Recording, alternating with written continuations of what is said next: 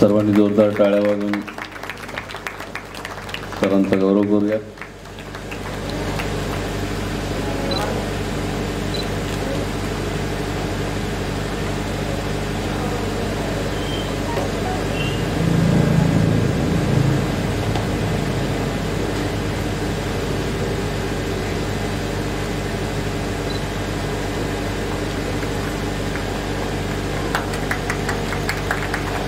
तर आता जास्त वेळ न घेता पदम केवलम ज्ञानमूर्ति द्वंद्वातीतम गगनसदृशम तत्वमस्यादिलक्षम एकम नित्यम विमलमचलम सर्वधी साक्षीभूतम भावातीतम त्रिगुणरहितम सद्गुरुं च नमामि. ईशावास्यमिदं सर्वं यत्किंच जगत्यां जगत् तेन त्यक्तेन भुञ्जिता मा गृहा तस्य स्वीकृतम्.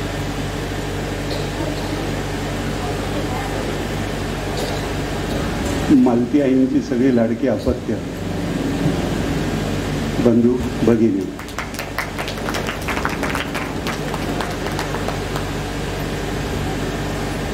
असा विषय फार मजेशीर आहे. सगुण ते निर्गुण.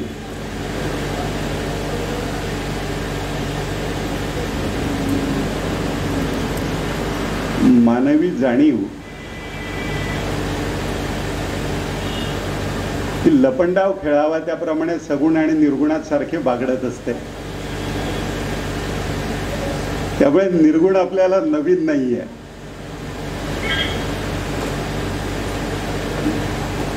मी म्हटलं आपण मी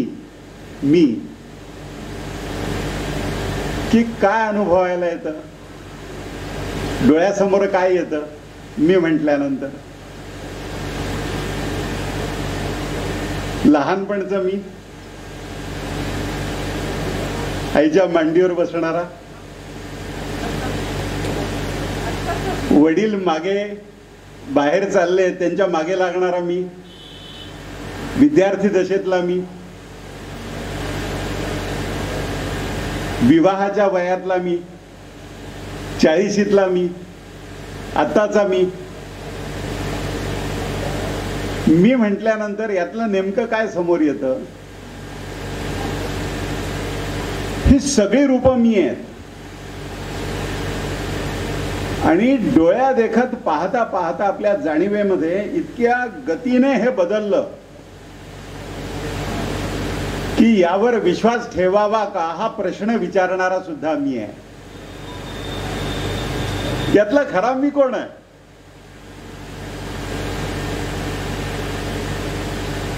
सगुण आणि निर्गुण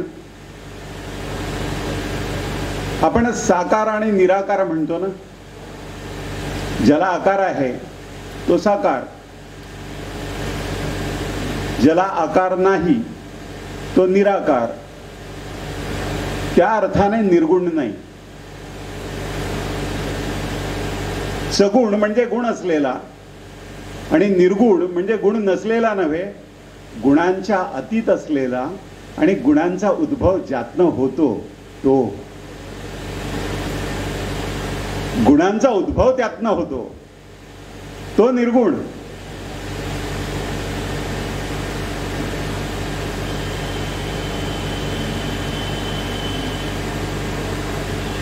सतत साकारामध्ये वावरल्यामुळे,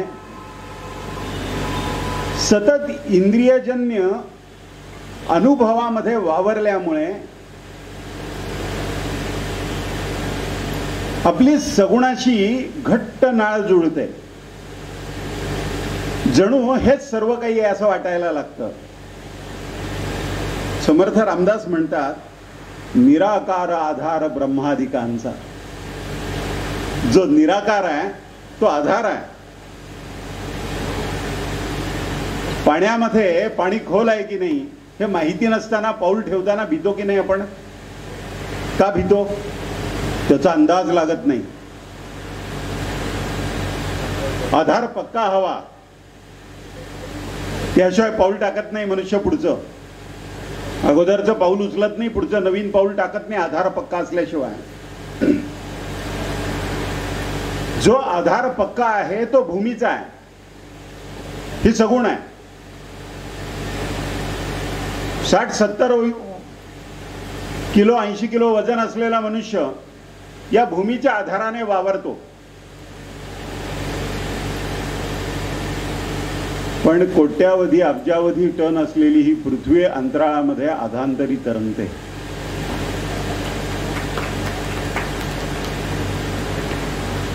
का आश्चर्य आहे. आपण कधी स्वतःला प्रश्न विचारलाय हा की इतकं प्रचंड वस्तुमान असणारी ही पृथ्वी एका चेंडू सारखी अंतराळात तरंगते आणि ती सूर्याभोवती फिरते. किती काळ फिरते? आमचं आयुष्य 50 वर्ष, 60 वर्ष, 70 वर्ष, 100 वर्ष. भीष्मांसारखा जगला तर 116 वर्ष.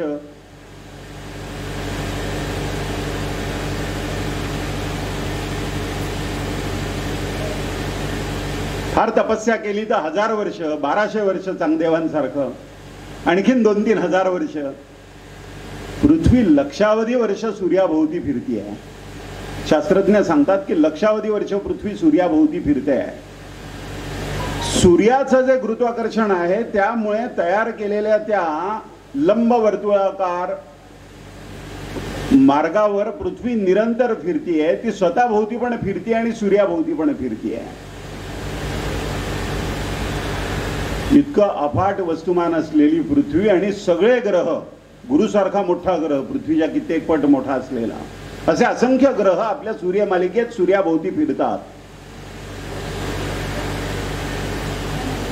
अनंत कोटी ब्रह्मांड नायक असं आपण जे म्हणतो हा कल्पना विलास नाहीये. या सूर्याभोवती आपल्याला ज्ञात असलेलं हे एक ब्रह्मांड, असे अनंत कोटी ब्रह्मांड आहे. याचा अंत लागत नाही, याचा थांग लागत नाही. ज्याचा थांग लागत नाही त्याला आपण अनंत म्हणतो. आणि मानवी बुद्धीला अनंत म्हणजे काय हे कळत नाही. त्याला जर विचारलं की अनंत म्हणजे काय, तर फार तर हताश होऊन तो आकाशाकडे पाहिल आणि म्हणेल आकाश अनंत आहे ना, तसंच काहीतरी असणार. हे बुद्धिग्राह्य नाही आहे. हे अतींद्रिय, इंद्रियांच्या अतीत आहे. पण इंद्रियांच्या कक्षेमध्ये येणारं सुद्धा निर्गुण आहे आणि इंद्रियांच्या कक्षेच्या अतीत असणारं सुद्धा निर्गुण आहे. इंद्रियांच्या कक्षेत असणारं निर्गुण काय आहे?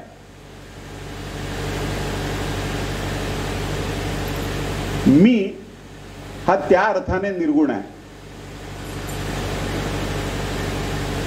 दोन वेगवेगळे प्रसंग आपण पाहूया. एक महाभारतातला आपल्याला माहिती आहे, यक्षाने प्रश्न विचारले की या विश्वामध्ये, जगामध्ये सगळ्यात अद्भुत गोष्ट काय आहे,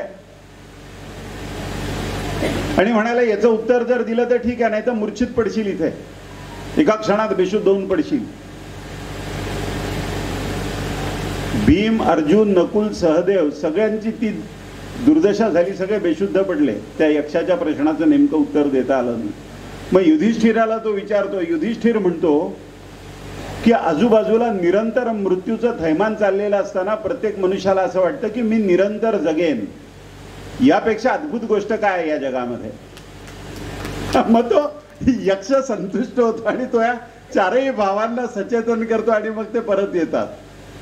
असा तो महाभारतातला एक छोटासा प्रसंग आहे. आता दुसरा प्रसंग भगवान रमण महर्षींच्या जीवनातला आहे. भगवान रमण महर्षी असं विचारतात की आजूबाजूला निरंतर मृत्यूचं थैमान असताना मला मृत्यू येणार नाही असं प्रत्येक मनुष्याला वाटतं. याचं कारण काय? कुणी सांगतो देहाबद्दलची आसक्ती आहे, कुणी सांगतो की मरणाची कल्पनाच नको वाटते म्हणून मला मरण नाही असं म्हणतो मनुष्य. भगवान रमण महर्षी असं म्हणतात की मी हा नश्वर देह नसल्याची अंधुकशी जी जाणीव आहे आणि मी आत्मतत्व आहे, ते निरंतर आहे, ते अनादि आहे, ते अनंत आहे, त्याला जन्म आणि मृत्यू स्पर्शच करू शकत नाही, ही जाणीव पक्की खोलवर कुठेतरी आहे. देह असेल तर मृत्यू आहे, मी जर देह नाही तर त्याला जन्मही नाही आणि त्याला मृत्यूही नाही. या खोल जाणीवेमध्ये असण्याचं हे सगळ्यात महत्वाचं प्रमाण आहे की मी देह नाही. जर मी देह नाही तर मी कोण आहे? मी देह ही सगुणातली जाणीव आहे, पण मी देह नाही हे पुन्हा पुन्हा पुन्हा पुन्हा पुन्हा पुन्हा प्रतीत होतं मनुष्याला. अखंड अनुभव घेतो. खूप वेदना असतात, काही व्याधी असते आणि त्या व्याधीमुळे शरीरामध्ये उत्पन्न झालेली वेदना त्रस्त करून ठेवते मनुष्याला. दवाखान्यामध्ये काळजीने उषा पायथ्याशी त्या रुग्णाच्या बसलेल्या असतात, त्याच्यावर प्रेम करणारे जीवलग. त्याला कधी बरं वाटेल अशी चिंता त्यांच्या चेहऱ्यावर दिसत असते आपल्याला.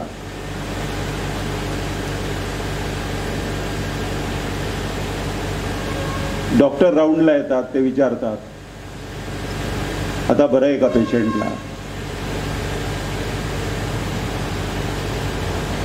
पेशंटला गाढ झोप लागलेली आहे. त्यावेळेला त्या रुग्णाची काळजी घेणारी व्यक्ती डॉक्टरना सांगते की डॉक्टर खूप तळमळत होता हो तो, पण गाढ झोप लागली त्यामुळे आता जरा शांत आहे. झोप लागल्यावर, गाढ झोप लागल्यावर वेदना कुठे गेली? तुमची इंद्रिय मनामध्ये लय पावतात गाढ झोपेमध्ये, आणि गाढ झोपेमध्ये शरीराच्या वेदनेची जाणीव होत नाही. याचं कारण मन त्याच्यापेक्षा सूक्ष्म असलेल्या आत्मतत्वाच्या दिशेने त्याला सन्मुख होतं, बहिर्मुख अवस्थेतनं बाहेर पडतं. इंद्रियांमधनं बहिर्मुख अवस्था मन अनुभवतं. गाढ निद्रेमध्ये जणू एक प्रकारची समाधीच ते मन अनुभवतं. म्हणून आद्य शंकराचार्य म्हणतात ना, आत्मा त्वं गिरिजामती सहचराः प्राणा शरीरम गृहम पूजा ते विषयोपभोग रचना निद्रा समाधी स्थिती. समाधी स्थितीचा एक ओझरता अनुभव जी निद्रा देते, त्या निद्रेमध्ये दुःखाची जाणीव राहत नाही. त्या निद्रेमध्ये मी कोट्याधीश आहे ही जाणीव राहत नाही, मी गरीब आहे ही जाणीव राहत नाही, मी ज्ञानी आहे मी अज्ञानी आहे ही जाणीव राहत नाही.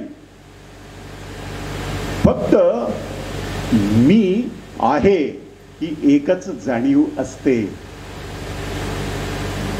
गाढ निद्रेतनं जाग झालं की तो म्हणतो की मला काय गाढ झोप लागली होती. गाढ झोप जर लागली होती, शरीराची सगळी इंद्रिय जर शांत होती, तुझं मन शांत होतं, तर मला गाढ झोप लागली ही जाणीव असणारा कोण जागा होता? तो सगुणातला निर्गुण. कबीरांचे जे दोहे आहेत, त्या दोहे अतिशय सुंदर आहेत. पृथ्वीच्या उत्पत्तीचं जे गुढ आहे त्या गुढावर त्यांनी लिहिलेले दोहे आहेत. काही दोहे जीवन कसं नश्वर आहे, उड जाएगा हंस अकेला जगदर्शन का मेला, जाणीवेचे वेगवेगळे स्तर आहेत, त्याची वर्णन आलेली आहेत कबीरांच्या त्या दोह्यांमध्ये. तर ते म्हणतात, जैसे पात गिरे तरुवर के, झाडाची पानं जशी पडतात, मिलना बहुत दुहेरा, ना जानू किधर गिरेगा लग जा पवन का रेला. जन्म आहे, मृत्यू आहे. झाडावरनं पानं ज्या वेळेला विलग होतात, अलग होतात, पक्व होतात, झाडाच्या खाली पडतात, त्या पानांचा पुन्हा त्या झाडाशी कधीतरी संपर्क येतो का? कधीतरी ते परत पहिल्यासारखे एकरूप होतात का? हा पक्षी उडून जाईल, उड जाएगा हंस अकेला. हा साधा पक्षी नाहीये, हा कावळा चिमणी नाहीये, हा हंस आहे. त्याला याची खोलवर जाणीव आहे. भावामध्ये नाहम, हा मी नाही याची ज्याला पक्की जाणीव आहे, ज्याला शाश्वत आणि अशाश्वत यातला अंतर कळतं, विवेक आहे,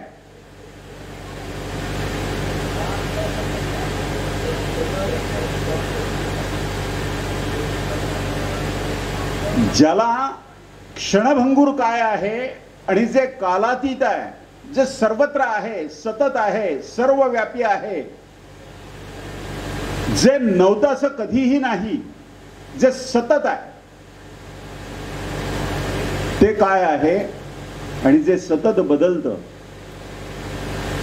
व्यावहारिक पातळीवर, ऐहिक पातळीवर, वस्तुमानाच्या पातळीवर, पदार्थमानाच्या पातळीवर, देहाच्या पातळीवर, जाणीवेच्या पातळीवर, ज्यात सतत बदल होतो, सतत परिवर्तन होतं, सतत परिवर्तन होतं, असं काय आहे आणि हे परिवर्तन ज्याच्या भोवती होतं ते काय आहे?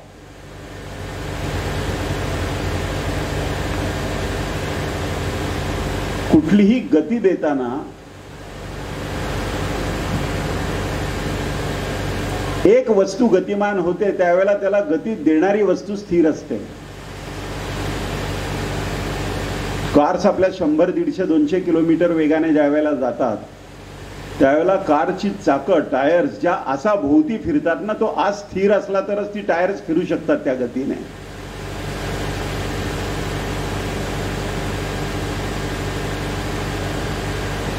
सगळे क्रियाकलाप शरीराचे, मनाचे सगळे क्रियाकलाप तोपर्यंतच चालतात जोपर्यंत चेतनेचा परिस्पर्श आहे. भगवान श्रीकृष्ण भगवद्गीतेत म्हणतात या प्राणीमात्रांची, जीवमात्रांची चेतना मी आहे. चेतना दाखवता येते का? मी ही जाणीव दाखवता येते का? शरीर दाखवता येतं, चेतना निघून गेल्यानंतरही शरीर दाखवता येतं, पण त्या शरीराला मी ही जाणीव नाही. त्या शरीराला चेतना आहे म्हणून मी ही जाणीव आहे. साकार आणि निराकार, सगुण आणि निर्गुण यांचा हा असा अविच्छेद्य संबंध आहे. ईश्वर साकारही आहे, ईश्वर निराकारही आहे, ईश्वर सगुण पण आहे, ईश्वर निर्गुण पण आहे. अव्यक्तादीनि भूतानि व्यक्त मध्यानि भारत अव्यक्त निधनानि एव तत्र का परिदेवना. पहिली अवस्था अव्यक्त आहे, आताची अवस्था व्यक्त आहे. पुन्हा अव्यक्तामध्ये प्रवेश करू.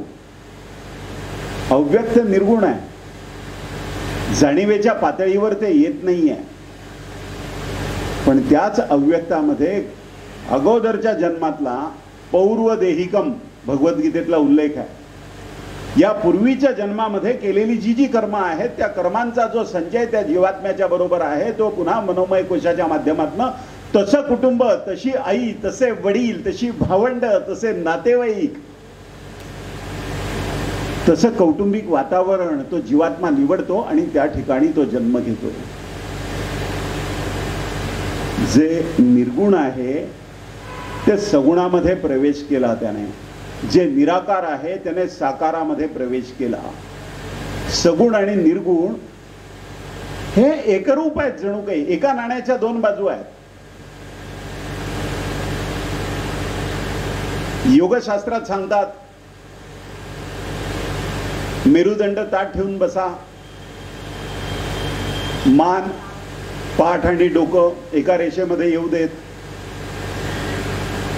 पण डाव्या नाकपुडीने श्वास घ्या, उजव्या नाकपुडीने सोडा, उजव्या नाकपुडीने श्वास घ्या, डाव्या नाकपुडीने सोडा. त्यानंतर मग कपालभाती करा. कपालभाती केल्यानंतर 27 आवर्तनं त्याची केल्यानंतर शांत बसा आणि पहा एक विलक्षण चेतना शरीरामध्ये जाणवते. आणि ज्या वेळेला या पद्धतीचा प्राणायामाचा अभ्यास करता करता करता अंतरकुंभक म्हणजे श्वास आत असणं रोधणं, बाह्य कुंभक म्हणजे श्वास सोडल्यानंतर बाहेर रोधणं, या दोन्हीच्या पलीकडे केवल कुंभक नावाचा एक अनुभव योगाभ्यास करणारा माणूस अचानक अनुभवतो. आणि त्या अनुभवामध्ये त्याला असं कळतं की श्वास बंद आहे.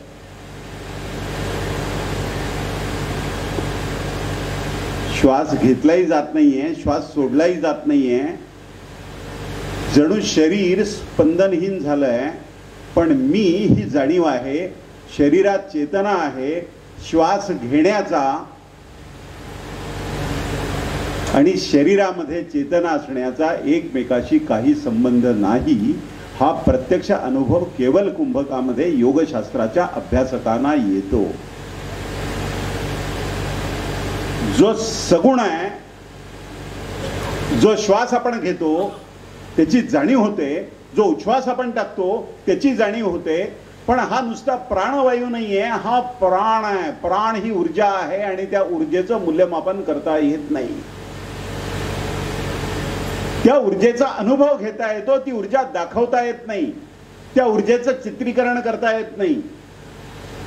पृथ्वी सूर्याभोवती फिरताना ज्या बलाने, ज्या सामर्थ्याने पृथ्वीला ठराविक लंब वर्तुळाकार कक्षेमध्ये सूर्याभोवती फिरायला भाग पाडलेला आहे, तो फोर्स, ते बळ, ते सामर्थ्य, त्याचं चित्रीकरण करता येत नाही.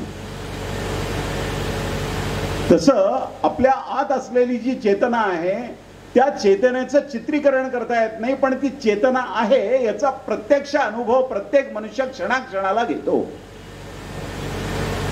भगवान रमण महर्षी म्हणतात, एखाद्या मनुष्याचा मृत्यू झाला की त्याचं पार्थिव 4 लोक खांद्यावरनं नेतात आणि स्मशानामध्ये नेऊन त्याला अग्निसंस्कार करतात. जे जड झालेलं पार्थिव 4 लोकांना खांद्यावर उचलावं लागतं आणि ते घामाघूम होतात. त्या शरीरामध्ये चेतना असताना तो एकच मनुष्य ती चेतना त्याला कुठेही फिरवत होती, गड किल्ले दुर्गांवर, उंच उंच डोंगरांवर, कुठे कुठे दिवसभर. अशी काय अद्भुत गोष्ट त्याच्यात होती जी आता नाही, म्हणून तो इतका जड झाला. सगुणाचं नातं जे आहे ते इंद्रियांच्या कक्षेत येणाऱ्या अनुभवाशी आहे, ते जडत्वाशी आहे. पृथ्वी, आप, तेज, वायू आणि आकाश. पृथ्वी तत्व हे सगळ्यात जड तत्व, तिथून आकाश तत्वापर्यंत प्रत्येक तत्व क्रमशः सूक्ष्म सूक्ष्म सूक्ष्म होत जातं. आकाश तत्व सर्वाधिक सूक्ष्म आहे.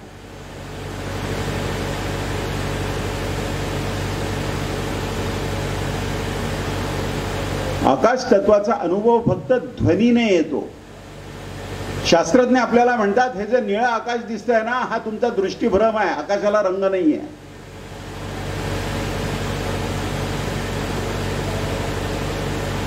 इंद्रियांच्या ज्या मर्यादा आहेत त्या इतक्या संकीर्ण आहेत, इतक्या थोड्या थोड्या म्हणजे क्षुल्लक आहेत. एक छोटंसं कुंपण आहे बघा आपल्या भोवती इंद्रियजन्य आकलनाचं.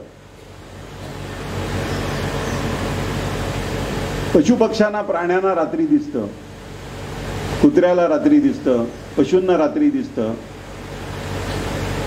आपल्याला रात्री दिसत नाही.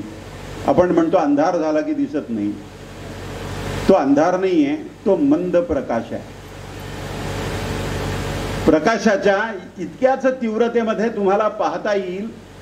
तुम्हाला अत्यंतिक प्रकाशही सहन होत नाही आणि ठराविक कंपनांपेक्षा मर्यादित कंपन असलेला मंद प्रकाशही तुम्हाला कळत नाही की त्यात काय आहे.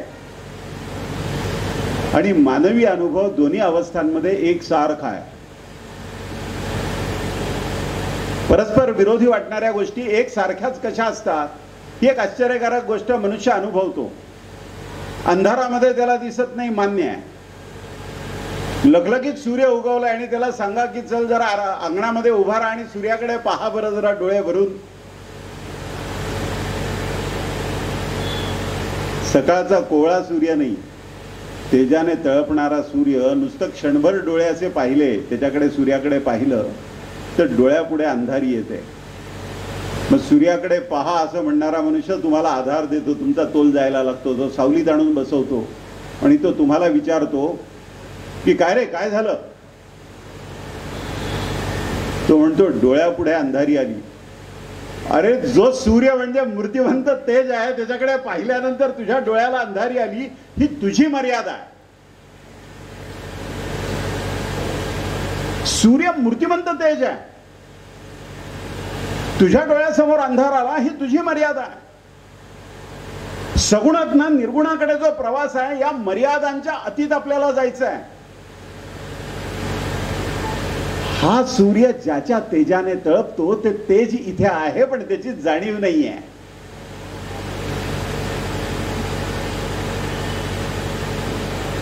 स्वामी विवेकानंद आणि त्यांचे गुरुबंधू रामकृष्णांचे शिष्य जीसी, गिरीशचंद्र ज्यांना म्हणायचे, गंगेच्या किनाऱ्यावर असे फिरत होते. विवेकानंदांच्या जीवनातल्या शेवटच्या एक 5-6 महिन्यातला हा अनुभव आहे. आणि झप झप झप झप झप झप चालायचे विवेकानंद. गिरीशचंद्र थोडे वयस्कर होते, थोडे सावकाश चालायचे. मग विवेकानंद पुढे जाऊन थांबायचे आणि मग गिरीशचंद्र मागणं हळूहळू चालत त्यांच्यापर्यंत आले की परत पुढे चालायला सुरुवात करायचे. गिरीशचंद्रांनी पाहिलं की झप झप झप झप पुढे जाताना विवेकानंद एकदम त्यांनी मावळत्या सूर्याकडे पाहिलं आणि मावळत्या सूर्याकडे पाहिल्यानंतर त्यांची तंद्रा लागली आणि त्या सूर्याकडे हात करून विवेकानंद म्हणाले, हा सूर्य माझ्या तेजाने तळपतोय. त्या क्षणी गिरीशचंद्रांना रामकृष्ण परमहंसांचं वचन आठवलं की ज्या क्षणी नरेंद्राला स्वतःच्या स्वस्वरूपाची जाणीव होईल त्यानंतर तो या देहामध्ये राहणार नाही. त्यानंतर काहीच दिवसांमध्ये स्वामीजींनी देह ठेवला.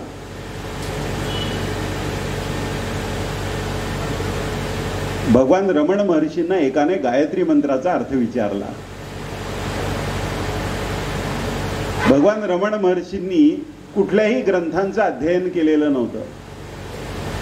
त्यांनी फक्त मी कोण याचा शोध घेतला. मी म्हणजे काय, मी कोण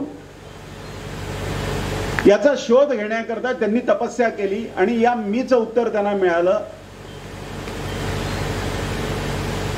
की हा मीच ईश्वर आहे, हा मीच जीव आहे आणि हा मीच सद्गुरू आहे. ही तिन्ही मीचीच रूप आहेत. ती एकापेक्षा एक उत्क्रांत रूप आहेत, एवढंच. आणि ज्या वेळेला भगवान रमण महर्षींना तो भक्त गायत्री मंत्राचा अर्थ विचारतो त्यावेळेला रमण महर्षींनी सांगितलेला अर्थ फार आश्चर्यकारक आहे, रोमांचकारक आहे. रमण महर्षी असं म्हणतात की हे सर्व विश्व ज्याच्या तेजाने प्रकाशमान होतं आणि याचा अर्थ काय, ही जिज्ञासा ज्याच्या प्रकाशामध्ये निर्माण होते त्या प्रकाशाचा जो उगम आहे त्या शक्तीची आराधना, त्या शक्तीची प्रार्थना म्हणजे गायत्री मंत्र आहे. ज्याच्या प्रकाशामुळे हे सर्व विश्व प्रकाशमान होतं, ज्याच्या प्रकाशामुळे सूर्य प्रकाशतो, ज्याच्या प्रकाशामुळे आमच्या डोळ्यांमध्ये तेज असतं. मनुष्य आहे की नाही का गेला हे पाहण्याकरता वैद्यकीय क्षेत्रामध्ये ज्या परीक्षा आहेत त्यातली एक परीक्षा अशी की ते डॉक्टर तुमच्या पापण्याच्या वर करून बॅटरीचा प्रकाश टाकून पाहतात की डोळ्यामध्ये तेज असेल तर आहे, तेज डोळ्यातनं लुप्त झालं असेल तर नाही. मग ते पार्थिव आहे. एका क्षणात श्रीमान अमुक तमुक ते पार्थिव, फक्त तेज गेलं, तेज लुप्त झालं. हे विश्व ज्या प्रकाशाने, ज्याच्या तेजामुळे प्रकाशमान होतं त्याची आराधना म्हणजे गायत्री मंत्र आहे. सगुणामध्ये तुम्हाला जाणवणारा प्रकाश जो आहे तो निर्गुणामध्ये आतही तोच प्रकाश आहे. जे पिंडी आहे तेच ब्रह्मांडी आहे. फक्त जे पिंडामध्ये आहे त्याकरता आपण अंतर्मुख होऊन पाहत नाही म्हणून समस्या आहे. सगुणामधनं आपण फक्त सगुणातच जर पाहू तर उत्तर मिळणार नाहीत. पाहणारा कोण आहे याच्याकडे आम्हाला पाहावं लागेल. सगुणातनं निर्गुणाकडे जी वाटचाल करायची आहे ती पाहणारा कोण आहे याच्या दिशेने वाटचाल आहे. पाहणारा काय पाहतो या दिशेने नाहीये. पाहणारा निरंतर पाहतो. डोळे उघडे असले की दिसत राहतं. डोळ्यांची मन तादात्म्य पावलं तरच डोळे उघडे असले तर दिसतं. डोळ्यांची मन तादात्म्य पावलं नाही तर डोळे उघडे असूनही दृश्य दिसत नाही. कारण पाहण्याकरता डोळा हे फक्त बाह्य इंद्रिय आहे, पाहणारं मन आहे. त्याचं अस्तित्व जाणवतं पण ते पाहता येत नाही. पाहणारा कोण आहे हे पाहता येत नाही कारण ते आपल्या कल्पनेतल्या गुणांच्या अतीत आहे. इंद्रियाणी पराण्याहू, इंद्रियांपेक्षा विषयांपेक्षा इंद्रिय सूक्ष्म आहेत. इंद्रियेभ्या परम मनाहा, इंद्रियांपेक्षा मन सूक्ष्म आहे. मनसस्तु पराबुद्धी, शुद्ध बुद्धी जी आहे ती मनापेक्षा जास्त सूक्ष्म आहे. आणि यो बुद्धे परतस्तु साहा, बुद्धीला, मनाला, इंद्रियांना, या सगळ्यांना चेतना देणारं जे आत्मतत्व आहे ते याच्या पलीकडे आहे. ते साक्षी भावाने आहे. ते नव्हतं असं कधीही काळ नव्हता, ते नसेल असं कधी होणार नाही. त्याला जन्म नाही आहे, त्याला मृत्यू नाही आहे, ते कधी उगम पावलं नाही, ते कधी लुप्त होणार नाही. ती शुद्ध चेतना आहे. शुद्ध चेतना हा शुद्ध साक्षी भाव आहे. ते शुद्ध ज्ञान आहे, शुद्ध चेतना आहे, शुद्ध साक्षी भाव आहे, शुद्ध अस्तित्व आहे. सर्वकालीन अस्तित्व, सर्व स्वरूपातलं अस्तित्व. सगुणातलं निर्गुणाकडे जी वाटचाल आहे त्या वाटचालीमध्ये आपल्याला हे टप्पे लागतात. इथून प्रवास करायला लागलं की मिरज किती किलोमीटर दगडावर लिहिलेलं असतं. मिरजहून सांगली किती किलोमीटर, एक दगड असतो तिथे लिहिलेला असतं, एक फलक असतो त्यावर लिहिलेलं असतं. तो फलक कुठेही जात नाही, जावं तुम्हाला लागतं. आणि हे किती किलोमीटर हे कळल्याने तुमचे श्रम कमी नाही होत, ते करावेच लागतात. प्रवास हा करावाच लागेल आपल्याला. पण तो बाहेर नाहीये, तो आतल्या दिशेने प्रवास करायचा आहे. सगुणातनं निर्गुणाच्या दिशेने प्रवास जो करायचा आहे तो आतला प्रवास आहे. आणि या आतल्या प्रवासामध्ये लागणारे टप्पे काय काय आहेत, त्या टप्प्यांचं वर्णन भारतीय परंपरेमध्ये आलेलं आहे. प्रदीर्घ काळ लिहून ठेवलेलं आहे ते परंपरेने. भगवान श्रीकृष्णाने लिहून ठेवलंय. त्यांनी जे संदर्भ दिले उपनिषदांमधले, वेदांमधले, ते त्याच्याही अगोदरपासून होतं. भारतीय परंपरेमध्ये ज्ञान अपौरुषेय मानलं गेलं. याचा अर्थ असा की ज्यांनी ते ज्ञान शब्दांकित केलं त्यांच्या अगोदरपासून ते ज्ञान विद्यमान होतच इथे. फक्त त्यांनी त्या ज्ञानाचा अनुभव घेतला आणि आम्ही काय अनुभव घेतला हे फक्त शब्दांकित करून ठेवलं त्यांनी. सूक्ष्म आहे, त्याचं स्थूल स्वरूपामध्ये थोडंसं वर्णन करून ठेवलं. ते वर्णन म्हणजे ज्ञान नाहीये, प्रत्यक्ष अनुभव हे ज्ञान आहे. मगाशी प्रसादाचा पेढा दिला, पेढा फार छान होता. मला 20 भाषा येत असतील आणि 20 भाषांमधनं प्रसादाचा पेढा जो आहे त्यात केशर टाकलं होतं आणि तो किती छान होता असं वर्णन केलं तरी समोरच्या मनुष्याला पेढ्याचा प्रत्यक्ष जिभेने चवीचा अनुभव घेतल्याशिवाय याची जाणीव होणार नाही की पेढा काय आहे. शब्दांमध्ये व्यक्त केलेलं वाङ्मय जे आहे ते सगुण आहे आणि त्या सगुण वाङ्मयाची ही मर्यादा आहे, त्याचा हा परीघ आहे, त्याची ही मर्यादा आहे, त्याची ही अंतिम रेषा आहे की त्या पलीकडे ते तुम्हाला नेत नाही, तुम्हाला दिशा दाखवेल. पण निर्गुणामध्ये एकच पाऊल टाकलं तर तो प्रत्यक्ष अनुभव आहे, तो स्वानुभव आहे. आणि तो स्वानुभव जो आहे तो ज्या वेळेला आत्मतत्वाला सन्मुख आपण होतो त्यावेळेला तो अनुभव येतो, निर्गुणाचा अनुभव येतो. मी देह नाही ही जाणीव पक्की होते.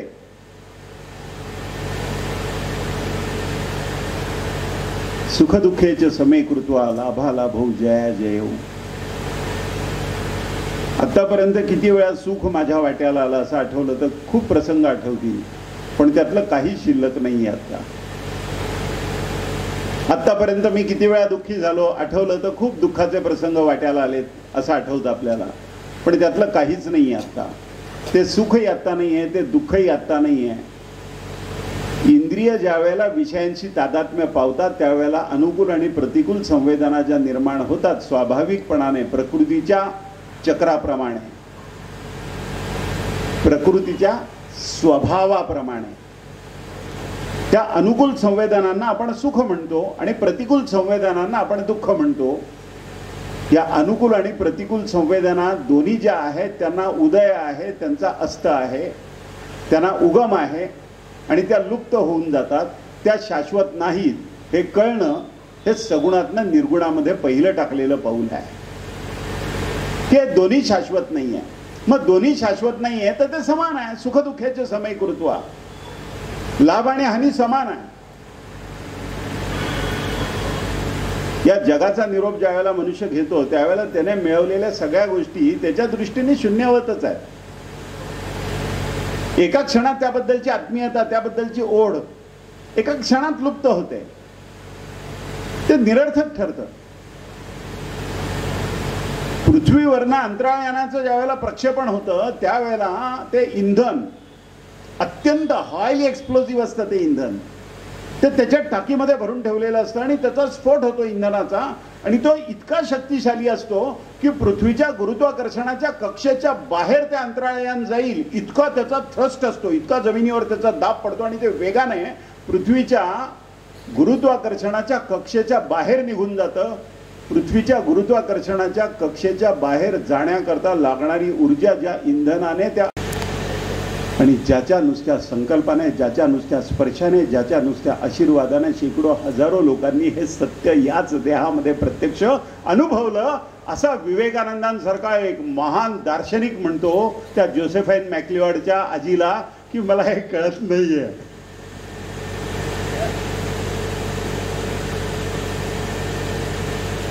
ही निरागसता हे सगुणातनं निर्गुणात टाकलेलं पाऊल आहे. लहान मूल ज्या निरागसतेने बोलतं त्या पद्धतीची निरागसता आपल्या मनामध्ये निर्माण झाली तर सगुणातनं निर्गुणात पाऊल टाकलेलं आहे. अनिर्बंध परीक्षण करता आलं पाहिजे. परमेश्वराने बुद्धी दिलेली आहे, बुद्धी गहाण नाही टाकायची, बुद्धीने चिकित्सा करायची. अनिर्बंध परीक्षण करता आलं पाहिजे. पण अनिर्बंध परीक्षण करताना हे लक्षात ठेवलं पाहिजे की अव्यभिचारी निरीक्षण करता आलं पाहिजे या जगाचं. ते जसं आहे तसं साक्षी भावाने, शांतपणाने, मी बाजूला ठेवून जणू एखादा चित्रपट पाहिला, एखादी सुखांतिका पाहिली, एखादी शोकांतिका पाहिली. त्या चित्रपटात काम करणारी पात्र त्यांच्या दृष्टीने ते नाटक आहे, तुमच्या दृष्टीने 3 तासाचा चित्रपट आहे. चित्रपट पाहिला, त्यांच्या अभिनयाची चर्चा करत बाहेर आला आणि मग बाहेर आल्यानंतर तुम्हाला कळलं की आपल्या घरी आपल्याला जायचं आणि संध्याकाळी येताना पालेभाजीच्या 2 पेंड्या घेऊन ये असं सांगितलेलं आहे घरून.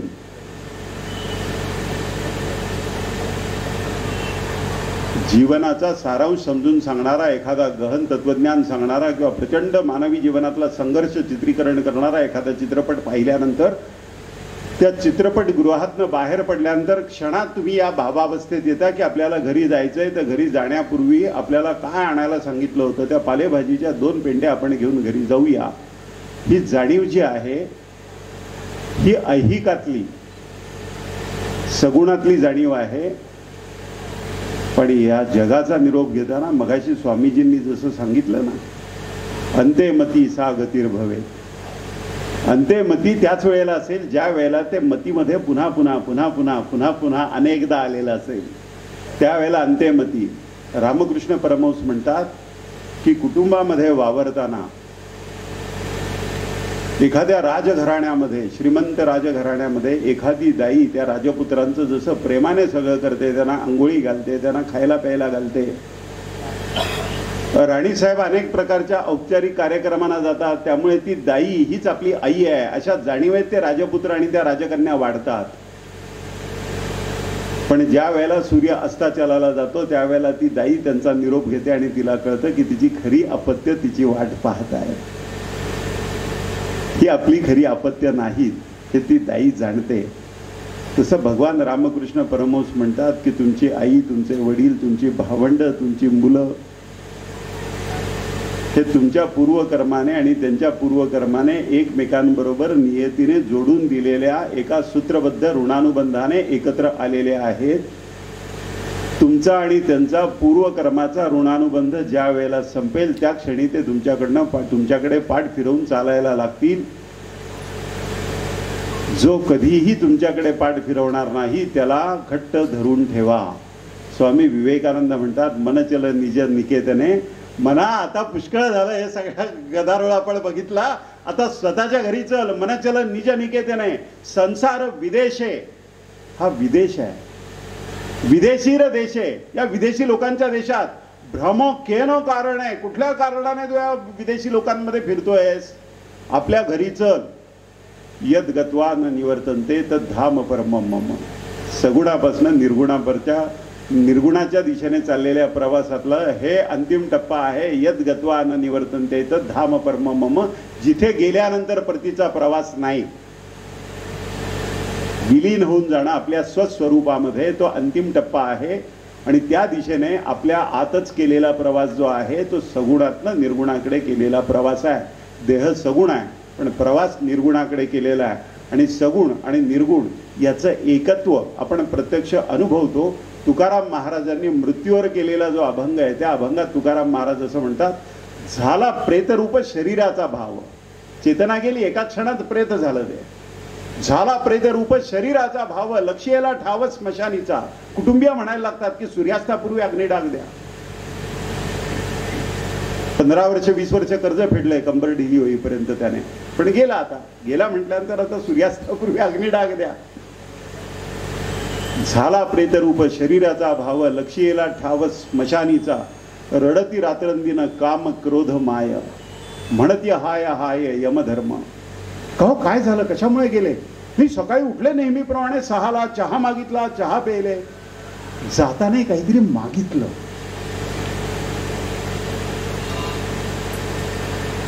म्हणती हाय हाय यमधर्म. वैराग्याच्या शेणी लागल्या शरीरा. शेण्या लावून अंतिम संस्कार करायचा आहे. शेण्यांमध्ये सुप्तावस्थेत आहे अग्नी, म्हणून अग्निडाग ज्या शेण्यांच्या माध्यमातून देतात तो अग्नी जो आहे वैराग्याच्या शेणी, सगळं भस्म करून टाकणाऱ्या. वैराग्याच्या शेणी लागल्या शरीरात, ज्ञानाग्नी लागला ब्रह्मत्वेसी. त्या मुलाला किंवा त्या मुलीला त्या हातामध्ये ते दिलेला असतो पलिता, आणि सांगतात की प्रेताच्या कपाळावर भ्रूमध्यावर ठेवा तो अग्नी, त्याचा स्पर्श करा. वैराग्याच्या शेणी लागल्या शरीरात तो ज्ञानाचा अग्नी आहे. ज्ञानाग्नी सर्व कर्माणी भस्मसात कुरुते. कर्मन कर्मफल सगळं भस्मसात करण्याचं सामर्थ्य ज्ञानामध्ये आहे का?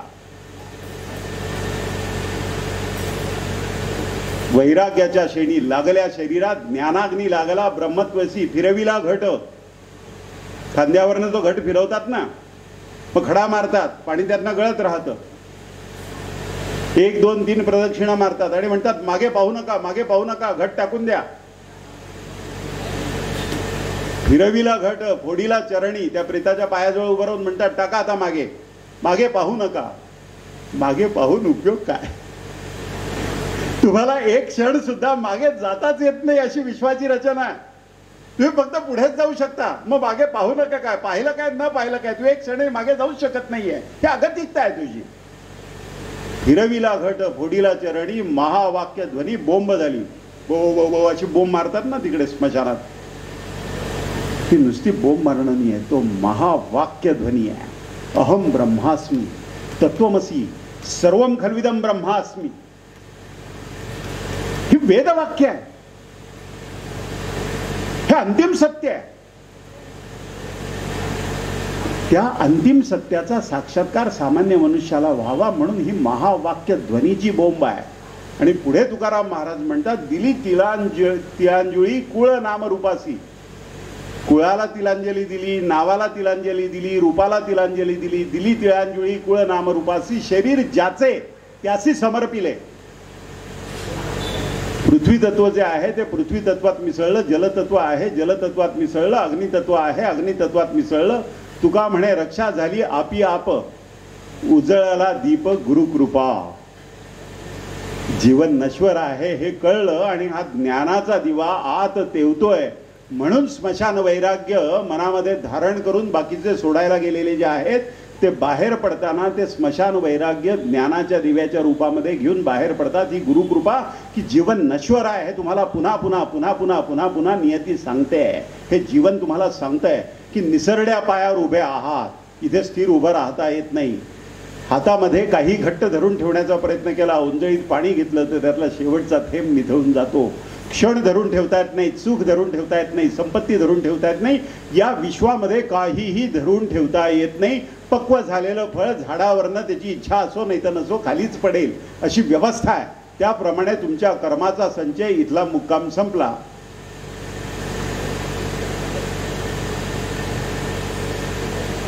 की पुनरपि जननम पुनरपि मरणम. विवेकानंद म्हणतात किती इरधारा घालणार, किती थकणार, परत इरधारा घालायच्या नाहीयेत. अशा दिशेने आईच्या घरी चला. मनचल निज निकेतने संसार विदेशे विदेशी रदेशे भ्रमो केनो कारणे. जन्मभर संसार केल्यानंतर नवरा बायको एकमेकांना म्हणतात की तुझी दातोट खाऊन म्हणतात की तुझी खरी ओळख आज पटली ज्याला स्वतःचीच खरी ओळख पटली नाही त्याला बायकोची किंवा तिला त्याची ओळख कशी पटेल? कुणाला स्वतःची खरी ओळख पटत नाही. प्रत्येक जण स्वतःला फसवत राहतो, आपली स्वतःची खरी ओळख दडवत राहतो. आपल्याला स्वतःची खरी ओळख पटणं आणि त्या दिशेने आपण केलेली साधना, त्या दिशेने केलेलं निरीक्षण, त्या दिशेने केलेली व्यक्त केलेली सद्गुरूंच्या चरणी शरणागती, अनन्य भावाने केलेली शरणागती, अनन्यास चिंतयन्तो माम ये जनाः पर्युपास्ते तेषाम, त्यांचा नित्याभियुक्तानाम योगक्षेमम वहाम्यहम्, त्यांचा योगक्षेम मी वाहतो. वाहतो म्हणजे खांद्यावर प्रत्यक्ष वाहतो परमेश्वर. या कल्पना नाही आहे, हे शाश्वत सत्य आहे. हे आपल्याला कळणं हा सगुणातनं निर्गुणातला प्रवास आहे. निर्गुणातला अंतिम टप्पा जिथनं परत यायचं नाही आहे. मदुराईमध्येच आहे आणि दिल्लीहून परत यायचं नाही. झोपेत फक्त डोळे उघडले स्वप्नातनं. या स्वप्नातनं, दुःस्वप्नातनं मी देह आहे या जागा होऊया आणि कळेल आपल्याला की आपण कधीच देह नव्हतो, देह धारण करणारा आपण होतो. आणि त्या देहाचं काम झालं, त्या देहाचा त्याग केला, कृतज्ञता व्यक्त केली पंचमहाभूतांबद्दल की तुम्ही खूप मदत केली मला या प्रवासामध्ये, सगुणातनं निर्गुणापर्यंतच्या. नियतीच्या इच्छेने मदत केली, ईश्वराच्या इच्छेने मदत केली. धन्योहम धन्योहम धन्योहम. नमस्कार.